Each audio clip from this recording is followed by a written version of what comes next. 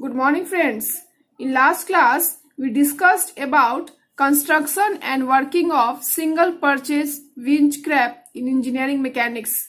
In this class, we discussed about double purchase winch crab, in which we discussed about velocity ratio, mechanical advantage and efficiency for double purchase winch crab. So friends, video को last तक जरूर देखिएगा और video के पसंद आने पे like and share जरूर कीजिएगा और चैनल को सब्सक्राइब भी जरूर कीजिएगा. Now let us start. A double purchase winch crab is capable of lifting a greater load than a single purchase winch crab by the application of the same effort. Now, this is an improvement over the single purchase crab winch and is used for lifting very heavy loads by using small efforts.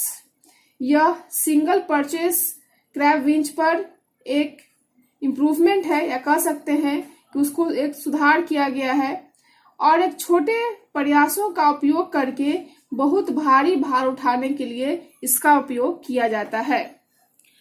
Now, it provides higher velocity ratio with the help of one more spur wheel and a pinion. यह एक और spur wheel और एक pinion की मदद से higher velocity ratio प्रदान करता है. In other words, we can say that the system employs two pairs of gears for obtaining increased velocity ratio.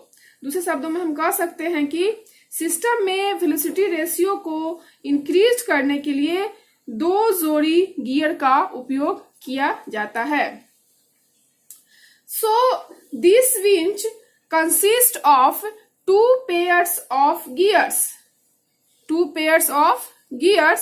and three axles, effort axles, load axles and intermediate axles as shown in figure. That is, इस winch या कह सकते हैं कि इस चरखी में दो जोड़ी गियर होते हैं और 3 एक्सिल्स होते हैं, जिसमें से कि पहला होता है effort axle, दूसरा होता है इंटरमीडिएट एक्सिल एंड तीसरा क्या होता है लोड एक्सिल, जैसा कि फिगर में यहाँ पे दिखाया गया है. Now, in a double purchase crab winch, there are two spur wheels. There are two spur wheels of teeth T1 and T3, as well as two pinions of teeth T2 and T4. Here, pinion is smaller in size and it contains less number of teeth as compared to that of the spur wheel, and also teeth of pinion and spur wheel are parallelly meshed with each other, and line represents the teeth of pinion and spur wheel, and in figure represents front view of both meshing gears. So the effort axle carries a pinion which gears with the spur wheel of intermediate axle. That is, effort axle एक pinion carries करता है जिसका कि teeth क्या है T4 है, जो intermediate axle के स्पर व्हील के साथ दैट इज T3 के साथ गियर करता है. And the pinion of the intermediate exiles that is T2 meshes with the spur wheel that is teeth T1, which is mounted on the load axle. So the arrangement of spur wheel and pinions are such that the spur wheel of teeth T1 gears with the pinion of teeth T2. Similarly, the spur wheel of teeth T3 gears with the pinion of the teeth T4. Now, a rope is wound around the drum on load axle and the load is attached to the free end of this rope.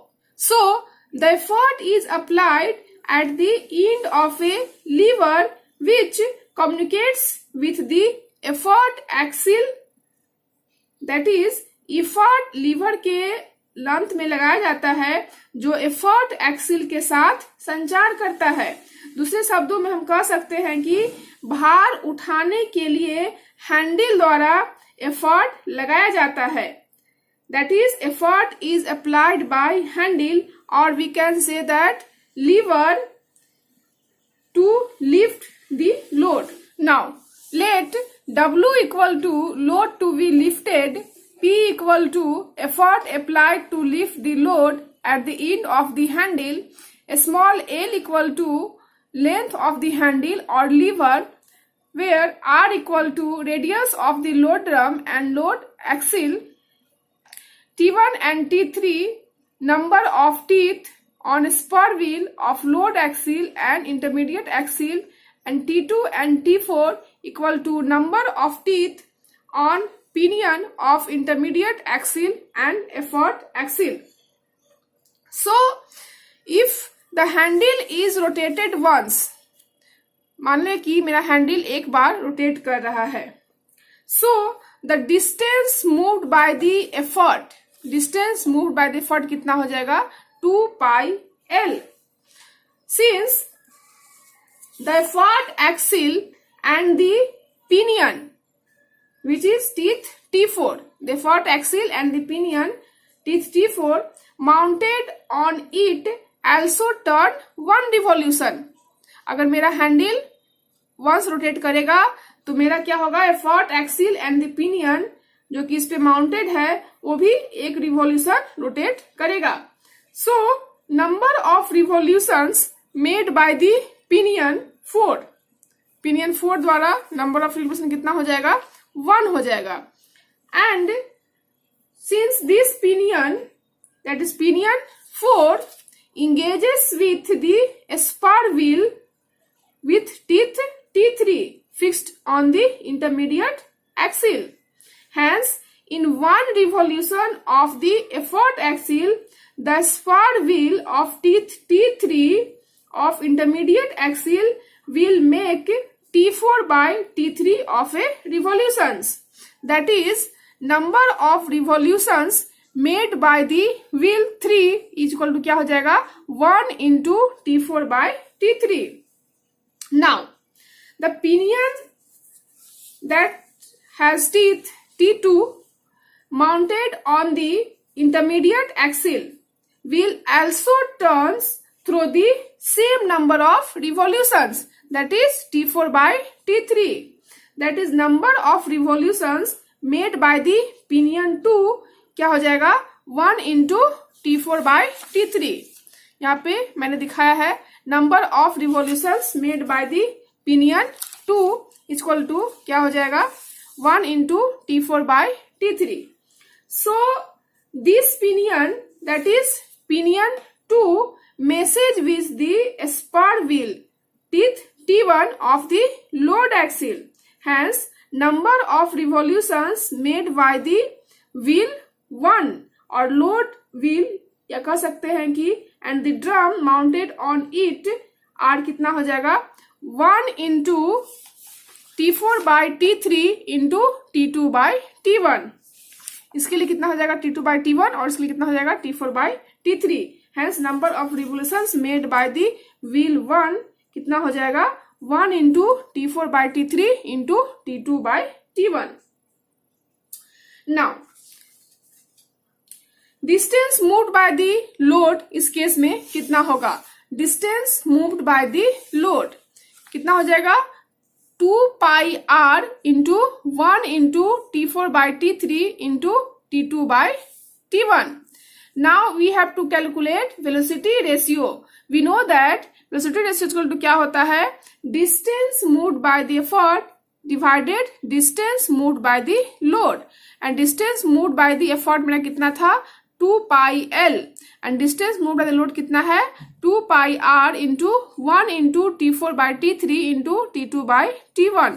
That's why BR कितना हो जाएगा, L by R into T1 by T2 into T3 by T4. Now, mechanical advantage इस case में कितना हो जाएगा? We know that mechanical advantage क्या होता है? Weight to be lifted divided effort to be applied, that is W बटा P. So यहां से अगर एफिशिएंसी कैलकुलेट करना चाहते हैं तो क्या हो जाएगा? Mechanical advantage divided velocity ratio, that is W बटा P into R divided L into T2 by T1 into T4 by T3. Hence, efficiency equal to W बटा P into R divided L into T2 by T1 into T4 by T3. यहाँ से हम लोग को find out हो जाता है. Now, we have to discuss effect of friction. Effect of friction in case of double purchase winch crab. So, case 1. When friction is neglecting, जब मैंने फ्रिक्शन को यहाँ पे नेग्लेक्ट अगर कर दिया तो इस केस में क्या होगा? The work done by the effort equal to the work done by the load. And work done by the effort क्या होता है? Effort into distance moved by the effort. And work done by the load क्या होता है? Load into distance moved by the load. यहाँ पे effort मेरा कितना है? P. And distance moved by effort कितना है? 2 pi L. सिमिलरली लोड कितना है? W. And distance move by the load कितना है? 2 pi R T4 by T3 into T2 by T1. सो यहाँ से अगर हम मैकेनिकल एडवांटेज कैलकुलेट करना चाहते हैं तो यहाँ से मैकेनिकल एडवांटेज का वैल्यू W बटा P यहाँ से फाइंड आउट कर सकते हैं, जो कि मेरा आता है L by R into T1 by T2 into T3 by T4. और ये जो मैकेनिकल एडवांटेज होगा वो मेरा क्या होगा? आइडियल होगा, जब फ्रिक्शन को हम लोग यहाँ पे नेग्लेक्ट करेंगे. और ये जो आइडियल मैकेनिकल एडवांटेज होगा वो किसके बराबर होगा? वेलोसिटी रेशियो के बराबर होगा, क्योंकि मैंने कैलकुलेट किया था कि वेलोसिटी रेशियो इक्वल टू क्या होता है? L बटा R T1 by T2 into T3 by T4. So efficiency of this system in this case will be 100%. This has to be so because friction has been neglected. Now, case 2 हम लोग देखते हैं. When friction is taken into account, जब हम लोग friction को consider करते हैं. So let us consider P dash be the effort required to lift the load W. So in this case, work input क्या होगा? Work input means work done by the effort, that is P dash into 2 pi L. And in this case, work output क्या हो जाएगा? Work output means work done by the load, that is W into 2 pi R T4 by T3 into T2 by T1, जैसा कि मैंने पहले discuss किया. सो efficiency इस case में क्या हो जाएगा? Work output divided work input. So इस केस में जो मैकेनिकल एडवांटेज होगा वो क्या हो जाएगा? मेरा एक्चुअल हो जाएगा. सो W बटा P डैश क्या हो जाएगा? मैकेनिकल एडवांटेज एक्चुअल, जिसका की वैल्यू आता है L बटा R T1 by T2 into T3 by T4 into efficiency. So हम कह सकते हैं कि मैकेनिकल एडवांटेज जो एक्चुअल होगा, that is actual mechanical advantage जो होगा वो efficiency into ideal mechanical advantage के बराबर होगा. सो फ्रेंड्स, इस तरह से मैंने complete construction and working of double purchase winch crab को एक्सप्लेन किया. साथ ही साथ mechanical advantage and velocity ratio को in case of double purchase winch crab में भी एक्सप्लेन किया. And lastly effect of friction, जिसमें actual mechanical advantage and ideal mechanical advantage को एक्सप्लेन किया. सो आई होप आपको आज का वीडियो पसंद आया हो. सो वीडियो पसंद आने पे चैनल को लाइक एंड शेयर जरूर कीजिएगा एंड चैनल को सब्सक्राइब भी जरूर कीजिएगा. Thank you.